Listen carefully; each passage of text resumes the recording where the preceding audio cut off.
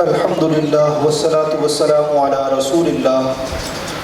وعلی آلہ واصحابہ اجمعین،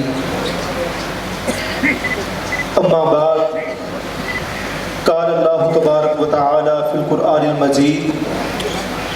اعوذ باللہ من الشیطان الرجیم، بسم اللہ الرحمن الرحیم۔ کیف تکفرون باللہ وکنتم امواتا فاحیاکم ثم یمیتکم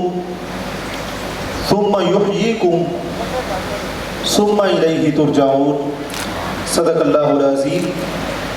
ایک دفعہ سورہ فاتحہ کی تلاوت کر کے نبی مکرم صلی اللہ علیہ وآلہ وسلم کی پاک بارگاہ میں ہدیہ عقیدت پیش کریں۔ الحمدللہ رب العالمین الرحمن الرحیم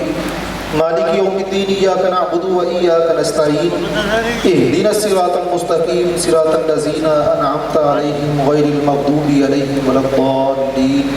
آمین۔ الصلاۃ والسلام علیک یا سیدی یا رسول اللہ، الصلاۃ والسلام علیک یا سیدی یا نبی اللہ، الصلاۃ والسلام علیک یا سیدی یا محبوب اللہ، وعلی آلک و اصحابک یا سیدی یا شفیع المذنبین۔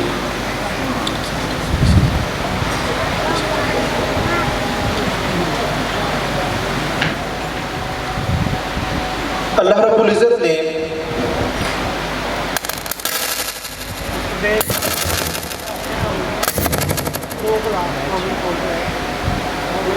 قرآن کریم میں انسان کا ابتدا سے لے کے انتہا تک تذکرہ فرمایا، اور اس میں اس کی ہدایت کے لیے انبیاء و رسول کا بھی تذکرہ کیا، اور ساتھ ہی ساتھ ان لوگوں کے احوال بھی بیان فرمائے جنہوں نے اللہ رب العزت کے حکم کی روگردانی کی، اس کو چھوڑ دیا اور اس کے بھیجے ہوئے انبیاء و رسول کو جھٹلایا۔ ان کا جو انجام ہوا، ان تمام کا ذکر اللہ رب العزت نے قرآن کریم میں بیان فرمایا۔ رومی فرماتے ہیں کہ قرآن کریم میں جو انبیاء کے احوال اور پہلی امتوں کے احوال اللہ رب العزت نے بیان فرمائے ہیں، وہ اس لیے بیان فرمائے ہیں کہ تم ان کو پڑھو، پڑھنے کے بعد پھر اپنے حال کے اوپر غور کرو کہ آیا کہ ہماری کیفیت اب اس قوم جیسی ہے کہ جس نے نافرمانی کی تھی، یا کہ اس قوم جیسی ہے جنہوں نے لبیک کہتے ہوئے اپنے آپ کو پیش کر دیا تھا۔ اس آیہ مقدسہ کے اندر اللہ رب العزت نے انسان کے آغاز اور اس کے انتہا یعنی اس دنیا میں فنا کا ذکر مکمل طور پہ فرمایا۔ اللہ تعالیٰ نے فرمایا کیف تکفرون باللہ، تم اللہ رب العزت کی ذات کا انکار کس طرح سے کر سکتے ہو؟ وکنتم امواتا، تمہارا وجود نہیں تھا، تمہارا کوئی نقطہ آغاز نہیں تھا، تمہارا کوئی ایسا پوائنٹ نہیں تھا جہاں سے تمہیں بنایا جاتا، جہاں سے میں نے دیکھا اور دیکھنے کے بعد تخلیق کیا، کچھ بھی تمہارا ایسا کوئی سٹرکچر، کوئی بھی کسی قسم کا کوئی معاملہ کچھ بھی نہیں تھا۔ فاحیاکم، لیکن کچھ نہ ہونے کے باوجود میں نے تمہیں زندگی بخشی، اور اس زندگی بخشنے میں تمہاری کوئی اپنی ذاتی مرضی اس وقت شامل نہیں تھی کہ یہ باری تعالیٰ تو مجھے زندگی بخش رہا ہے تو یہ زندگی کا آغاز میرا فلاں دن ہونا چاہیے، فلاں وقت پہ ہونا چاہیے، فلاں گھڑی ہونا چاہیے، فلاں لمحے ہونا چاہیے۔ اللہ رب العزت نے فرمایا کہ جب میں نے چاہا میں نے تمہیں تخلیق فرما دیا۔ ثم یمیتکم، تکلیف فرمانے کے بعد تمہارا جب یہ سفر شروع ہو گیا، اس جہان میں تم نے اپنا سفر شروع کر دیا، چلتے چلتے چلتے چلتے ایک لمحہ ایسا آیا کہ پھر تمہارا وجود جو ہے وہ ختم ہو گیا اور تمہارے اوپر موت آ گئی۔ اب اس موت کے آنے میں بھی تمہارا کوئی اپنا ظاہری کردار نہیں تھا کہ فلاں دن فلاں لمحے فلاں وقت جو ہے وہ میرا وصال ہونا چاہیے اور میں اس دنیا سے جاؤں۔ اللہ رب العزت نے فرمایا کہ اس میں بھی تمہاری کوئی مرضی شامل نہیں تھی، میں نے یہ کیا ہے جیسے مجھے اچھا لگا ہے۔ آگے اللہ تعالیٰ نے فرمایا ثم یحییکم، اب اس زندگی ختم ہونے کے بعد دوبارہ پھر میں تمہیں زندگی دوں گا۔ ثم الیہ ترجعون، اس زندگی کے اندر تم پھر میری طرف لوٹو گے، میری بارگاہ کی طرف رجوع کرو گے، اور تمہارا وہ سارا معاملہ جو اس سفر کے اندر بیتا وہ میں تم سے پوچھوں گا کہ تمہارا یہ سفر کیسا گزرا، اس میں تم نے کیا کیا دیکھا، کیا حاصل کیا، اور کس مقصد کے لیے تم نے یہ سفر سارا طے کیا۔ ہمیں جو بات اس میں سمجھنے کی ضرورت ہے وہ یہ ہے کہ نہ ہمارا اس دنیا میں آنا ہماری مرضی سے ہے، نہ اس دنیا سے ہمارا جانا اس میں ہماری کوئی مرضی شامل ہے۔ اس کے درمیان جو زندگی ہے، جو سفر ہے، جو معاملہ ہے، وہ 5 سال ہے، 10 سال ہے، 50 سال ہے، 100 سال کا ہے۔ اس سارے معاملے کے اندر ہم ہمہ وقت ہر لمحہ اسی خیال میں رہتے ہیں کہ یہ میری زندگی ہے، میں جیسے مرضی جیوں، یہ میرا کام ہے، میں جیسے مرضی کروں، اور ہر لمحے ہر معاملے میں ہم اللہ رب العزت کے حکم کو پامال کرتے ہوئے ہر وہ کام کرنے کی کوشش کرتے ہیں جس سے اس نے منع فرمایا ہے۔ اور وہ حقیقت میں ایسے ہی ہے کہ جیسے اللہ رب العزت کی ذات کا انکار کرنا، کہ اس کے حکم کو نہ ماننا ایسے ہی ہے جیسے ہم اس کا انکار کر رہے ہیں۔ اللہ رب العزت نے فرمایا کہ تم میری ذات کا کیسے انکار کر سکتے ہو کہ تمہارا وجود نہیں تھا، میں نے تمہیں وجود بخش دیا، تمہیں زندگی دی، پھر تمہارے اوپر ایک لمحہ آیا کہ موت آ گئی، پھر تمہاری زندگی کا آغاز ہوا، تم میری بارگاہ کی طرف لوٹ کے آ گئے، لیکن ان تمام مراحل کے باوجود تم جگہ جگہ جگہ جگہ میں کرتے ہوئے میری ذات کا انکار کرتے چلے جاتے ہو۔ اللہ رب العزت فرماتا ہے کہ یہ کام درست نہیں ہے۔ حضرت واصف علی واصف رحمۃ اللہ علیہ آپ فرماتے ہیں کہ بندہ مومن کو ہر لمحہ، ہر لحظہ، ہر گھڑی جیسے ہی اس کا خیال آئے اسے کلمہ طیبہ کا ورد کرتے رہنا چاہیے، اور اس سے اس کے ایمان کی تجدید ہوتی رہتی ہے کہ میں ایمان والا ہوں، میں مومن ہوں۔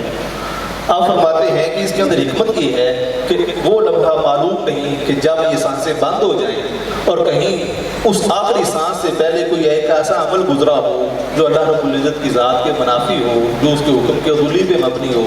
اور وہ نافرمانی پہ مبنی ہو۔ آپ فرماتے ہیں کہ لہذا ہر لمحہ ہر لحظہ جو ہے وہ ہمیں چاہیے کہ ہم اللہ رب العزت کا ذکر کرتے رہیں، اور یہی بزرگان دین کا شیوا ہے کہ آپ فرماتے ہیں کہ ہر سانس کے ساتھ جو بندے کا ذکر ہے وہ جاری رہنا چاہیے، دل چاہے جدھر بھی بندے کا ہاتھ جدھر بھی مائل ہو، لیکن دل جو ہے وہ خیال اس یار کی طرف ہی قائم اور دائم رہے۔ اس خیال کا قائم اور دائم ہونا اس وقت ممکن ہے جب انسان اپنی ذات کی نفی کرتا ہے کہ میرا کچھ نہیں ہے اور نہ ہی میں کچھ ہوں اور نہ ہی میری کچھ حقیقت ہے، سب کچھ اسی کا ہے، حقیقت بھی اسی کی ہے اور اسی کی طرف میں نے لوٹ کے جانا ہے۔ خواجہ معین الدین چشتی اجمیری علیہ رحمہ آپ فرماتے ہیں کہ جو ایمان والا ہے، جو بندہ مومن ہے، اس کے اندر اربع عناصر والے وصف پائے جانے چاہیے، تب اس کا ایمان جو ہے وہ اس بات کا ظاہری طور پہ ثبوت ہوگا کہ یہ واقعی ہی ایمان والا ہے۔ آپ فرماتے ہیں کہ اربع عناصر ہیں، آگ ہے، ہوا ہے، پانی ہے، مٹی ہے، ہر بندہ ان کو استعمال کرتا ہے اور ان سے ضروریات پوری کرتا چلا جاتا ہے، لیکن کبھی ہوا نے، مٹی نے، آگ نے پلٹ کے سوال نہیں کیا کہ تو نے ہم سے فائدہ حاصل کیا ہے، ہمیں بدلے میں کیا دیا ہے؟ آپ فرماتے ہیں کہ جو ایمان ہے اس کا تقاضا بھی یہ ہے کہ اس ایمان والے بندے سے ہر بندہ نفع حاصل کرے، ساری کائنات اس سے نفع حاصل کرے، اور بدلے میں وہ ان سے کچھ بھی طلب نہ کرے، اور وہ سارا کام اللہ کی رضا کے لیے کرے۔ یہ جو نفی ہے جب یہ قائم ہوگی پھر اللہ رب العزت کے حکم کے اوپر بندہ اپنے آپ کو گامزن لگنے کی کوشش میں لگ جاتا ہے۔ مولانا رومی آپ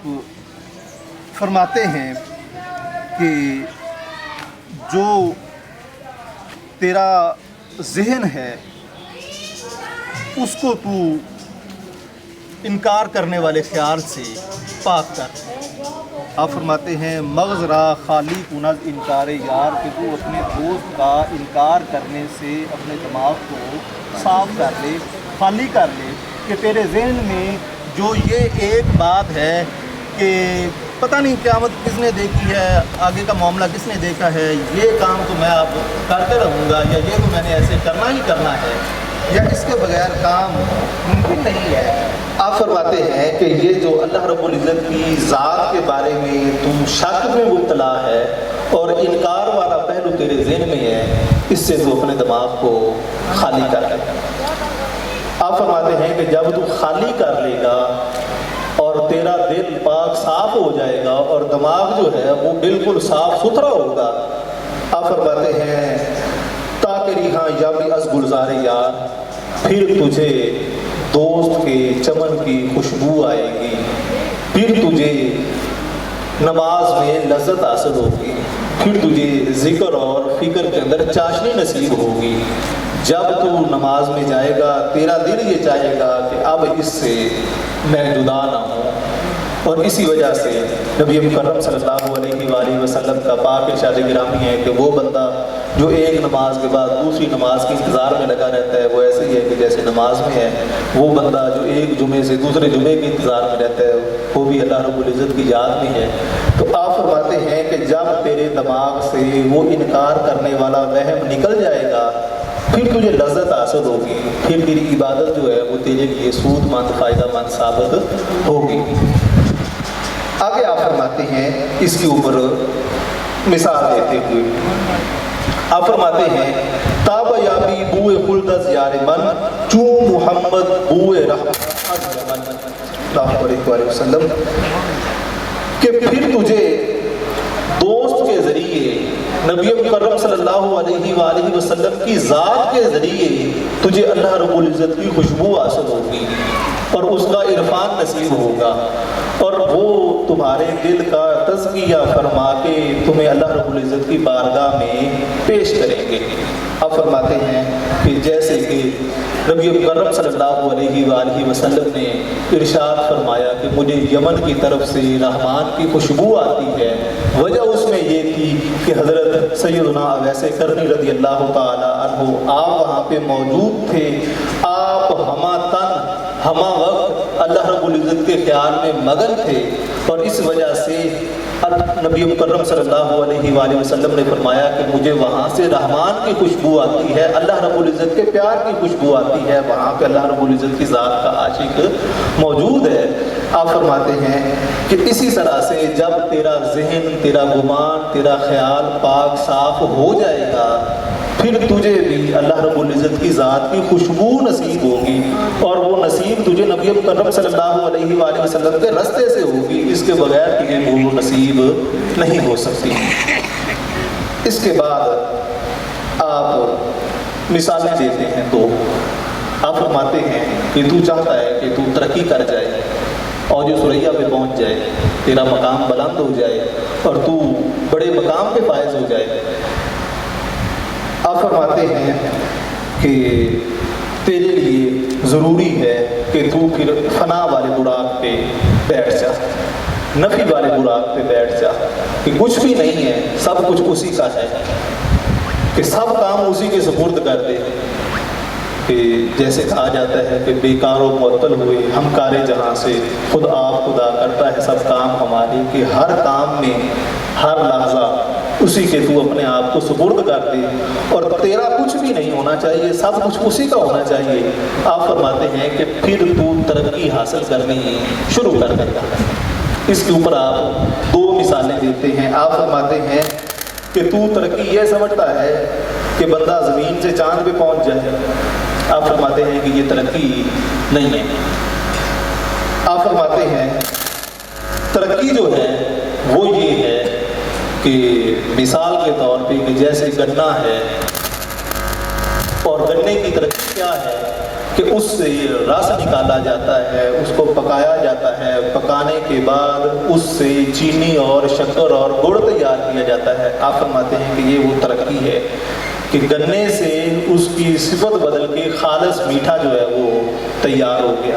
اسی طرح سے تیری ترقی بھی یہ ہے کہ تو اللہ رب العزت کی یاد کی بھٹی میں جلنے کے بعد تیرا دل جو ہے وہ سوز سے بیدار ہو، اور ایسا بیدار ہو کہ وہ اللہ تعالیٰ کے انوار و تجلیات کا مرکز بن جائے۔ ترقی یہ ہے، ترقی یہ نہیں ہے کہ تو بلندی پہ چلا جائے، اونچائی پہ چلا جائے اور تو کہے کہ میں ترقی کر گیا ہوں۔ آپ فرماتے ہیں دوسرا تو ترقی یہ سمجھتا ہے کہ جیسے دھواں اوپر کو اٹھ رہا ہے، بندے کو بھی چاہیے کہ وہ ہوا میں اڑ جائے۔ آپ فرماتے ہیں کہ یہ بھی ترقی نہیں ہے۔ ترقی کیسے ہے؟ آپ فرماتے ہیں کہ ترقی اس طرح سے ہے کہ جیسے ماں کے پیٹ میں جو بچہ ہے وہ ایک خون کے لوتھڑے سے پورا ایک انسان تیار ہو جاتا ہے، اس کی پوری کی پوری حیت تبدیل ہو جاتی ہے، اور اللہ رب العزت اس کے اندر اپنی روح پھونک دیتا ہے۔ آپ فرماتے ہیں ترقی یہ ہے، ترقی یہ نہیں ہے کہ جیسے دھواں اوپر ٹوٹتا ہے بندہ بھی ہوا میں اڑنا شروع کر دے اور اوپر چلا جائے، لیکن اس کے لیے جو ضرورت ہے آپ فرماتے ہیں کہ وہ اس چیز کی ہے کہ تو نفی کے گھوڑے پہ سوار ہو، وہ فنا کا گھوڑا ہو، اس میں کسی قسم کا تیرا کوئی اپنا ذاتی عمل دخل نہ ہو، صرف اور صرف اس خالق حقیقی کا جو مرکز ہے وہی ہونا چاہیے کہ وہ خالق حقیقی ہے، اسی کی طرف میں نے رجوع کرنا ہے اور سارے کا سارا معاملہ اسی کے سپرد ہے۔ آپ فرماتے ہیں کہ پھر تو ترقی حاصل کر سکتا ہے، وگرنہ تو ترقی حاصل نہیں کر سکتا۔ آپ فرماتے ہیں کہ ہر وقت میں، ہر دور میں کوئی نہ کوئی اللہ رب العزت کی طرف سے راہبر موجود ہوتا ہے، لیکن تو اس راہبر کی رہنمائی حاصل نہیں کرتا اور اپنی تدبیروں کے اوپر غور و خوض کرتا رہتا ہے کہ میں نے ایسے کیا ہے لہٰذا میں کامیابی حاصل کر لوں گا۔ اب فرماتے ہیں مقصد از پیغمبر ایام کیش کہ اپنے زمانے کے پیغمبر سے جدا نہ ہو، کہ جو تیرے زمانے کے اندر اللہ تعالیٰ نے تجھے راہبر رہنما جس صورت میں تجھے عطا کیا ہے اس سے تو جدا نہ ہو، بلکہ اس کے ساتھ جا کے مل جا، جیسا کہ اللہ رب العزت نے قرآن کریم میں فرمایا ہے کہ وہ بندے جو انعام یافتہ ہیں وہ صدیق ہیں، وہ شہید ہیں، وہ صالحین ہیں، وہ انبیاء کرام ہیں، اور اللہ تعالیٰ نے ساتھ ہی فرمایا کہ یہ بڑے اچھے ساتھی ہیں۔ دوسری جگہ پہ پھر ارشاد فرمایا کہ میرے بندوں میں جا کے مل جاؤ، جنت میں چلے جاؤ گے۔ آپ فرماتے ہیں کہ اسی طرح سے تو اپنے زمانے کے پیغمبر راہبر رہنما کے ساتھ مل جا، اس سے دور نہ بھاگ۔ پھر کیا ہوگا کہ آپ فرماتے ہیں کہ مل جا تکیہ کم کن برفن ہو برگام خیش، اور اپنی تدبیر پہ اپنے کام پہ بھروسہ نہ کر کہ میں پڑھا لکھا ہوں، میں قرآن پڑھ لیتا ہوں، میرے لیے اب تفسیر پڑھنا بھی آسان ہو گیا ہے، اردو میں موجود ہے، میرے لیے حدیث پڑھنا بھی آسان ہے لہٰذا میں پڑھ سکتا ہوں۔ آپ فرماتے ہیں کہ نہیں، اگر یہ سارا کام کرنا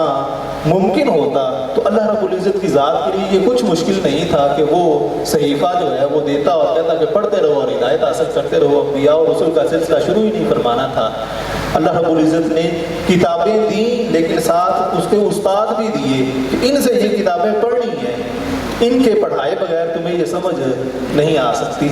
جیسا کہ اللہ رب العزت نے قرآن کریم میں خود بیان فرمایا ہے کہ یہی قرآن پاک ہے، اس سے بہت سے لوگ ہدایت حاصل کرتے ہیں، بہت سے لوگ اس سے گمراہ ہو جاتے ہیں۔ وجہ کیا ہے کہ جو بغیر استاد کے پڑھتے ہیں وہ گمراہی کی طرف چلے جاتے ہیں، جو کسی استاد سے جا کے پڑھتے ہیں وہ اس سے ہدایت حاصل کرنا شروع کر دیتے ہیں۔ آپ فرماتے ہیں کہ تو اپنے زمانے کے پیغمبر سے جدا نہ ہو،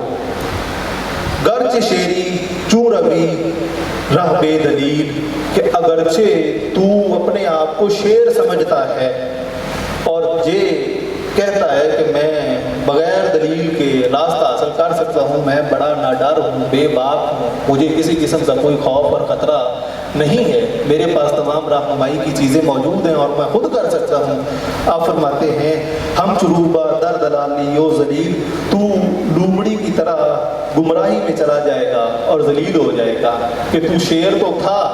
لیکن شیر اس وقت تھا جب تو رہبر کے ساتھ تھا، جب تو رہبر کو چھوڑ کے خود کہے گا کہ میں سارا کام کر سکتا ہوں، آپ فرماتے ہیں کہ پھر تو لومڑ بن جائے گا اور لومڑی کی طرح گمراہی میں چلا جائے گا۔ اسی وجہ سے کہ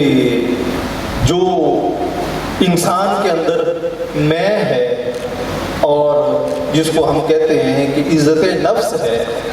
اس کو مٹانا، اس کو ختم کرنا، جس کو ایگو کہا جاتا ہے کہ میری عزت نفس پہ حرف آ گیا ہے، میرے سامنے اس نے یہ بات کیوں کر دی۔ اب فرماتے ہیں کہ جب تک یہ چیز باقی رہے گی تب تک کامیابی حاصل نہیں ہو سکتی۔ وجہ کیا ہے کہ انسان کے اندر یہ ایگو، یہ میں،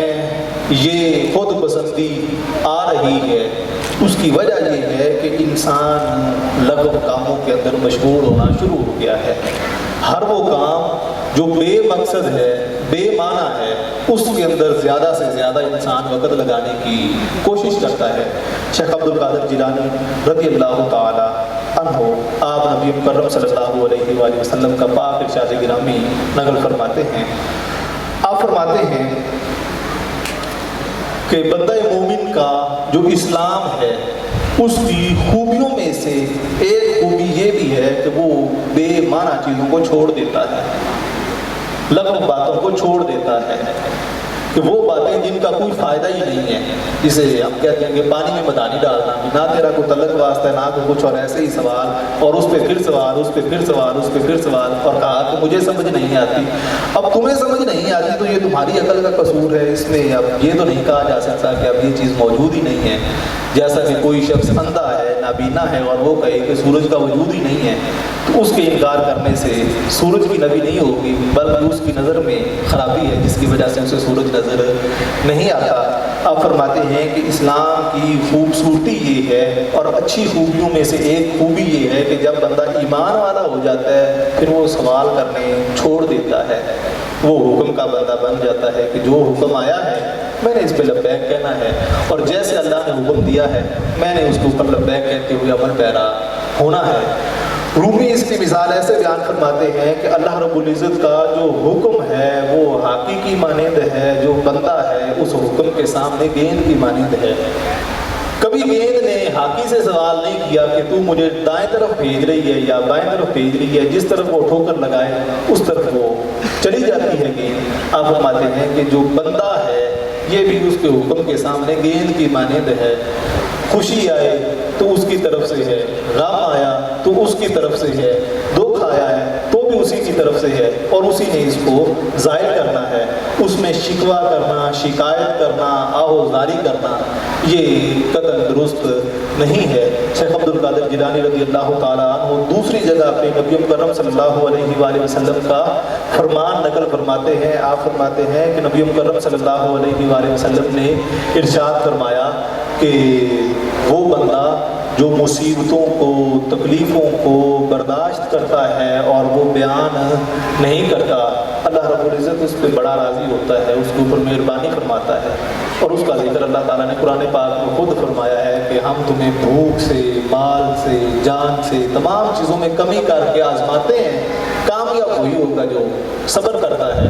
اور دوسری طرف ہمارا رویہ ایسا ہے کہ جب آزمائش آتی ہے ہم آہ بھی کرتے ہیں، پکار بھی کرتے ہیں، آہ و زاری کے اندر ہم مبتلا رہتے ہیں، اور پھر ہم کہتے ہیں کہ ہم نے بڑا صبر کیا ہے، ہم سے اب صبر کا اور حوصلہ نہیں ہوتا، لہذا ہمارا کام تو اب درست ہونا چاہیے۔ آپ فرماتے ہیں کہ یہ ایسا عمل نہیں ہے، بلکہ صبر کا مطلب یہ ہے کہ وہ مصیبت کسی سے بیان نہ کی جائے بلکہ اس کو اپنے پاس رکھا جائے۔ آپ فرماتے ہیں کہ بے فائدہ چیزوں کے اندر جو لوگ مشغول ہوتے ہیں وہ ہوس کے پجاری ہیں، خواہشات کے پجاری ہیں، وہ اپنے مطلب کی بات نکالنا چاہتے ہیں کہ ہمارا مطلب اور ضرورت ایسے پوری ہوتی ہے، لہٰذا ہم اس سے یہ مطلب نکال کے رہیں گے، چاہے کوئی دوسرا شخص مانے یا نہ مانے، اور چاہے وہ اللہ رب العزت کے حکم کی صراحتاً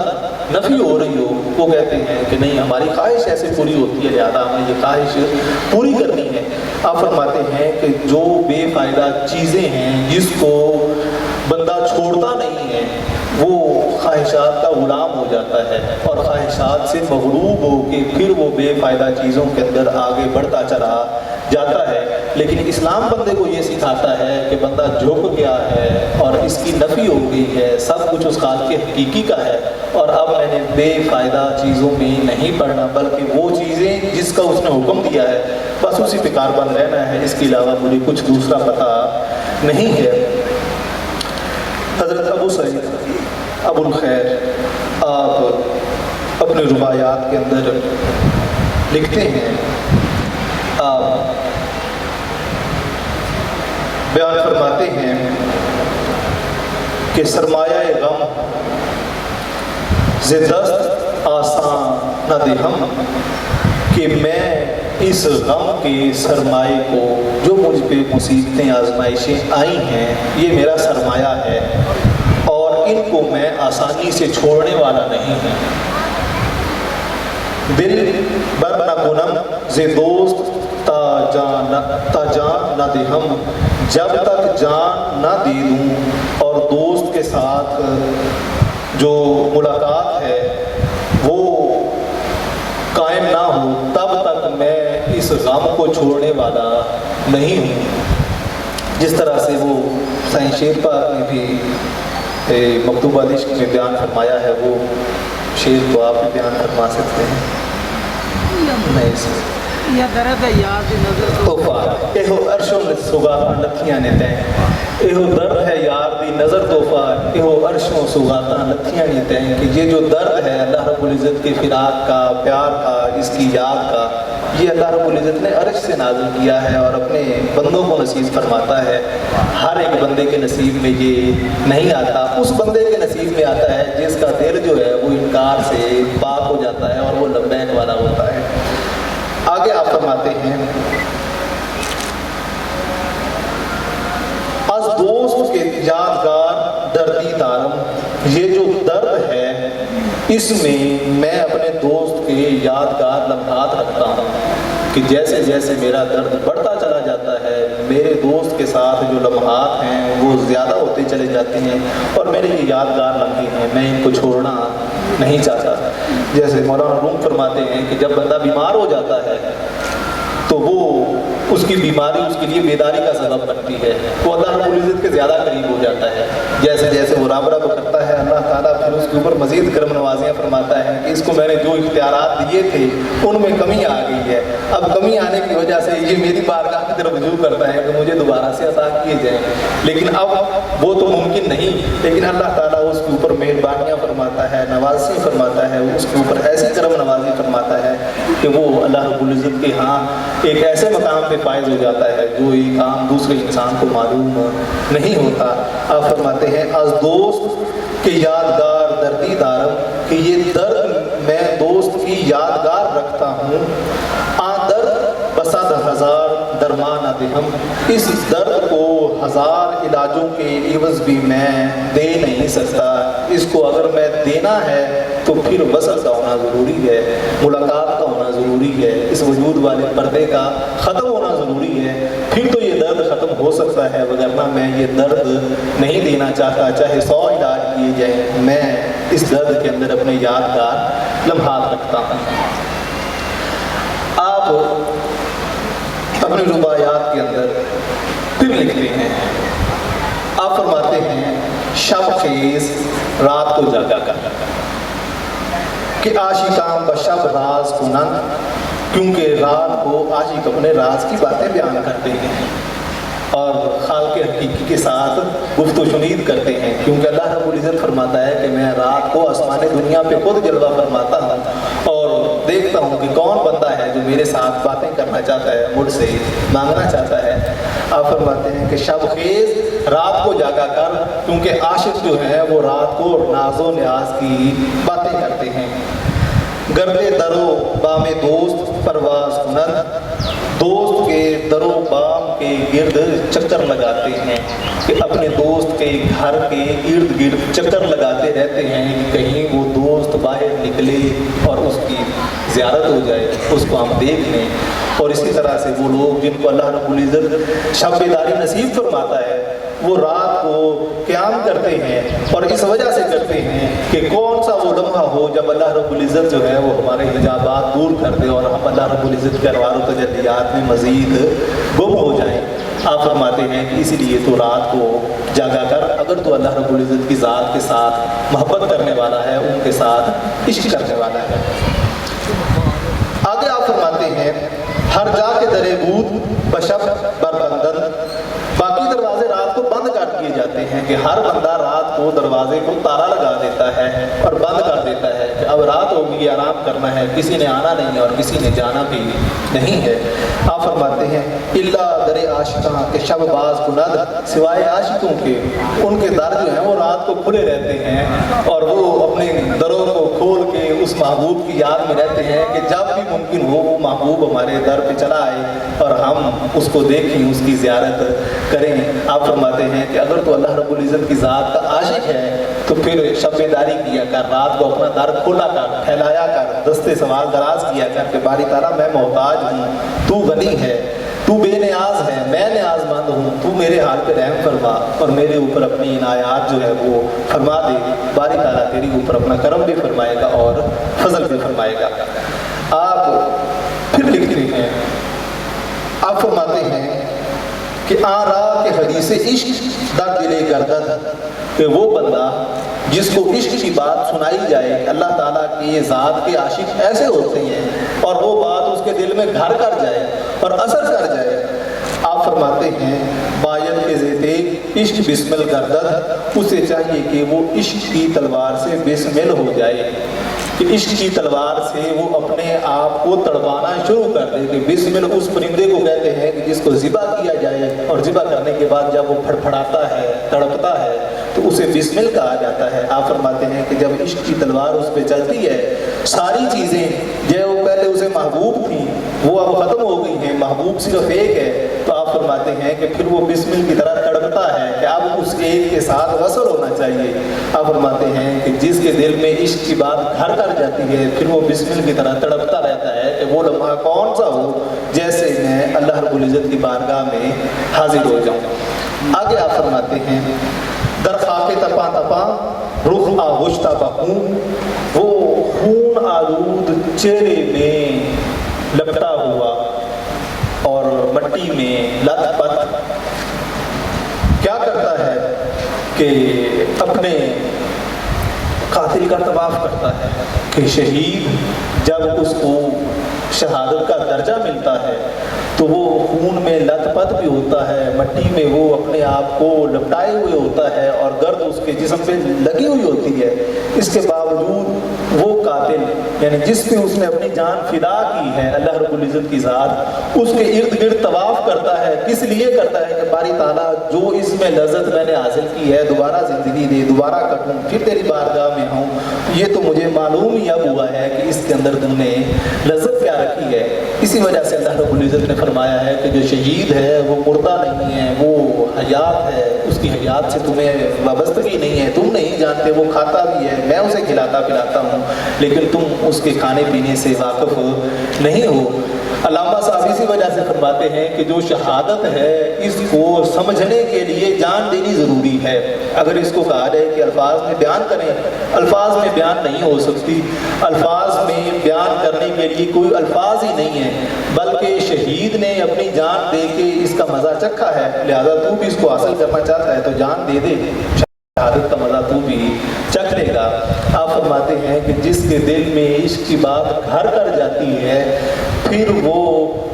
اسے چاہیے کہ اپنے آپ کو قربان کر دے، اپنا وجود باقی نہ رکھے، سب کچھ اس کے یار اپنے یار پہ وہ فدا کر دے۔ اسی وجہ سے اللہ رب العزت نے قرآن کریم میں ارشاد فرمایا کہ تم میری ذات کا انکار کیسے کر سکتے ہو، تمہارا تو کچھ بھی نہیں ہے، اس کے باوجود تم میرے بارے میں نفی کا گمان رکھتے ہو کہ پتہ نہیں اللہ ہے بھی کہ نہیں، پتہ نہیں وہ سنتا بھی ہے کہ نہیں، میری تو سنتا ہی نہیں ہے۔ اللہ رب العزت فرماتا ہے کہ نہیں، ایسا نہیں ہے، اس نفی والے خیال کو ختم کرو، میں نے تمہیں پیدا بھی کیا ہے، تمہارے اوپر موت بھی آنی ہے، پھر تمہیں زندگی دینی ہے، تمہارا رزق بھی میں نے دینا ہے، تمہارے تمام معاملات میں نے پورے کرنے ہیں، لہٰذا صرف یہ جو خیال تمہارے ذہن میں آ گیا ہے اس کو ختم کرو، حجابات جو ہیں وہ میں اٹھا دوں گا۔ اللہ رب العزت نے قرآن کریم میں دوسری جگہ پہ ارشاد فرمایا کہ وہ لوگ جو سارا کاروبار حیات کرتے ہیں لیکن کاروبار حیات کرنے کے باوجود بھی وہ اللہ رب العزت کی یاد سے غافل نہیں ہوتے ہیں، کس لیے بیان فرمایا؟ ان لوگوں کے لیے بیان فرمایا کہ جب ان سے کہا جاتا ہے کہ ذکر کرنا چاہیے، فکر کرنا چاہیے، کچھ وقت نکالنا چاہیے، وہ کہتے ہیں کہ یہ انبیاء نے گلاں نے نیک بندیاں نے گلاں نے ایسے دنیا دار لوگ ہیں، ساڈے کول اتنا وقت کتھوں آیا؟ اللہ رب العزت نے قرآن کریم میں ارشاد فرمایا بغیر تخصیص کے مطلقاً فرمایا، رجال، وہ مرد وہ بندے عام ہیں، کون سے؟ لا تلہیہم تجارت ولا بیع عن ذکر اللہ، کہ جنہیں ان کی تجارت، خرید و فروخت اور ان کی جو تجارت ہے، خرید و فروخت ہے، کاروبار ہے، جو بھی وہ کام کرتے ہیں وہ غافل نہیں کرتی، کس سے؟ اللہ تعالیٰ کی یاد سے، کہ وہ اللہ کی یاد میں ہمہ وقت مشغول رہتے ہیں، چاہے وہ تجارت کرتے ہیں، چاہے وہ کاروبار کرتے ہیں۔ اس کے صوفیاء معنی یہ لیتے ہیں کہ ہاتھ کار والے، دل یار والے، جو لغوی بندے ہیں وہ یہ کہتے ہیں کہ وہ کاروبار حیات کے اندر ان تمام اصولوں کو اپناتے ہیں جو نبی مکرم صلی اللہ علیہ وآلہ وسلم نے وضع کیے ہیں، کہ وہ دھوکہ نہیں دیتے، جھوٹ نہیں بولتے، فریب نہیں دیتے، زیادہ قیمت نہیں لیتے اور خوش اخلاقی سے پیش آتے ہیں، اور کر وہ تجارت نہیں ہے لیکن یہ سارے معاملے کرنے سے وہ نیکی حاصل کر رہے ہیں اور اللہ کے ذکر میں مشغول ہیں، کیونکہ ہر لمحہ ہر پہلو میں وہ اللہ کے ذکر کو اجاگر کر رہے ہیں کہ اللہ نے یہ حکم دیا ہے، لہذا اس حکم کو مانتے ہوئے میں نے خرید و فروخت کا پیمانہ ایسے طے کرنا ہے۔ اللہ رب العزت نے بیان فرمایا کہ وہ لوگ جنہیں غافل نہیں کرتی ان کی تجارت اور ان کی خرید و فروخت اللہ کی یاد سے، اور وہ لوگ تم میں ہی موجود ہیں، لہٰذا یہ بیان کرنے کا مقصد جو ہے وہ بھی اسی وجہ سے اللہ تعالیٰ نے فرمایا کہ تم ان کو دیکھتے ہو، ان کو پڑھتے ہو، سنتے ہو، تو پھر تم ان سے عمل کی بھی انسپریشن حاصل کیا کرو کہ ہم نے بھی اس طرح سے عمل کر کے اللہ رب العزت کی بارگاہ میں اپنے آپ کو پیش کرنا ہے، جیسا کہ نبی مکرم صلی اللہ علیہ وآلہ وسلم کی بارگاہ میں سیدہ عائشہ صدیقہ رضی اللہ تعالی عنہا نے عرض کی کہ یا رسول اللہ صلی اللہ علیہ وآلہ وسلم، آپ اتنا زیادہ کثرت کے ساتھ عبادت میں مشغول رہتے ہیں جبکہ اللہ رب العزت نے تو آپ کو معصوم پیدا فرمایا ہے، کوئی غلطی گناہ کسی قسم کا کچھ بھی نہیں ہے، تو آپ نے جواب ارشاد فرمایا کہ کیا اے عائشہ، کیا تو یہ پسند نہیں کرتی کہ میں اپنے رب کا عبادت گزار بندہ بن جاؤں اور سب سے زیادہ عبادت کرنے والا بن جاؤں؟ جب آپ صلی اللہ علیہ وآلہ وسلم کی ذات اس حد تک اللہ رب العزت کی ذات کے ساتھ محبت کرنے والی ہے تو پھر جو امتی ہے، جو آپ کا ماننے والا ہے، اس کے لیے بھی قبلہ و کعبہ جو ہے وہ نبی مکرم صلی اللہ علیہ وآلہ وسلم کے ذریعہ سے اللہ رب العزت کی ذات ہونی چاہیے، جیسا کہ آج بھی یہ عمل موجود ہے کہ بیت اللہ شریف کے اندر اگر بندہ موجود ہے تو وہاں پہ نبی مکرم صلی اللہ علیہ وآلہ وسلم کے ذریعہ سے اگر دعا مانگے تو فوراً قبول ہوتی ہے، اور اسی طرح سے جب حضور صلی اللہ علیہ وآلہ وسلم کے دربار گوہربار میں جب بندہ موجود ہے تو وہاں پہ اللہ رب العزت کی بارگاہ کا نام لے کے حضور سے مانگا جائے تو حضور فوراً اس کو سنتے ہیں، کیونکہ اللہ کے محبوب آپ ہیں اور اللہ رب العزت آپ کا محبوب ہے اور محبوب کو محبوب کی بڑی لاج ہوتی ہے اور وہ لاج پالتے ہیں۔ اسی وجہ سے ہمیں بھی چاہیے کہ ہم نبی مکرم صلی اللہ علیہ وآلہ وسلم کے پاک اسوہ حسنہ پر عمل پیرا ہوتے ہوئے اپنی زندگیوں کو ان تمام معاملات کے اوپر ڈھالنے کی کوشش کریں جس کا ہمیں حکم دیا گیا ہے۔ اللہ تعالیٰ کی بارگاہ میں دعا ہے وہ ہمیں نبی مکرم صلی اللہ علیہ وآلہ وسلم کے پاک اسوہ حسنہ پر عمل پیرا ہونے کی توفیق عطا فرمائے، ہمارے دلوں کو اپنی پاک ذات کا نور عطا فرمائے۔ شاہ جلب گربہ نوازت زدارہ ربنا آتنا فی الدنیا حسنۃ وفی الآخرۃ حسنۃ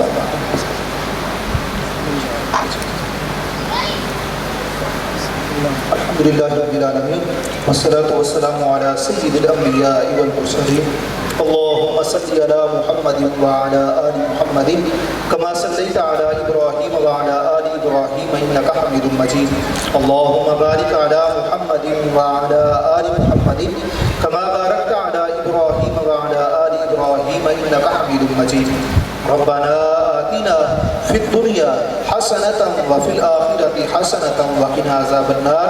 ربنا ظلمنا أنفسنا وإن لم تغفر لنا وترحمنا لنكونن من الخاسرين يا رسول الله انظر حالنا يا حبيب الله اسمع قالنا إننا في بحر هم مغرق خذ أيدينا سهل لنا أشكالنا وصلى الله تعالى على خير خلقه محمد وعلى آله وأصحابه أجمعين برحمتك يا أرحم الراحمين۔ سارے دوست نماز پڑھ کے لنگر کھا لو تو اس بعد پھر اگے آپ